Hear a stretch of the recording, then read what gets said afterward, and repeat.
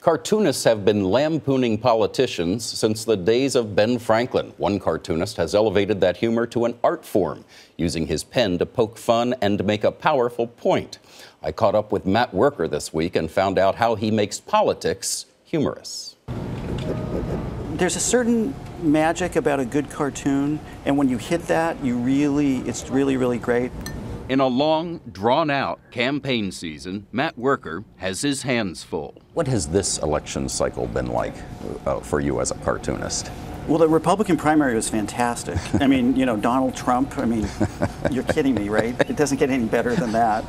Wuerker is the political cartoonist at the Inside the Beltway publication, Politico, where he paints his unique spin on the nation's politics. How do you caricature Mitt Romney?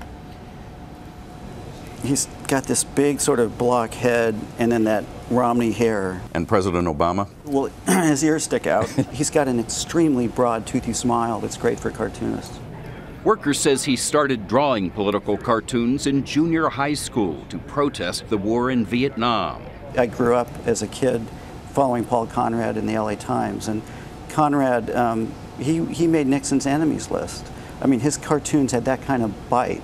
Is that your goal in life, to make a president's enemies list? That wouldn't be bad. I'd be okay with that. That would be great. Did you ever hear from the people you satirize? I did a cartoon back during the Iraq War, and I got an email from a colonel in the Pentagon who said that the secretary had seen the cartoon and was wondering if he could have the original to hang on his wall, which just filled me with such mixed emotions. You wanted him to be... I wanted him to feel the sting of my pen. Right. And he wanted to hang it on his wall. The ideas come from everywhere, a steady diet of reading the papers, checking Twitter feeds, even mundane events. Bankers Illustrated swimsuit edition. Where did the inspiration for this come from? This was, standing in the supermarket line looking at Sports Illustrated swimsuit edition, and it somehow it occurred to me that really it should be applied to bankers instead. So nearly naked greed, bodacious bottom lines.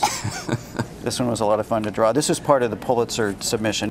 After 30 years of satirizing Washington's elite, this year Wuerker received newspaper's highest honor, a Pulitzer Prize for editorial cartooning.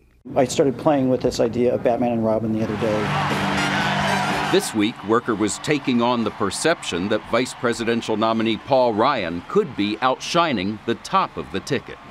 What if you flip it and you've got Romney as Robin and Ryan as Batman? And they're trying to sort of decide who's the Batman. It seems to me you're basically a nice guy. When you really zing somebody, does it bring out another side of you? There are plenty of cartoonists who do that. I don't think that's good for democracy. I like mixing it up. I don't mind poking people with a stick, but I don't feel like I need to poke them in the eye with a stick. So you don't do mean-spirited? I try not to do mean-spirited. The naked bankers on the beach thing, the bankers might feel differently, but I was trying to draw them in sort of a sexy way, so I would...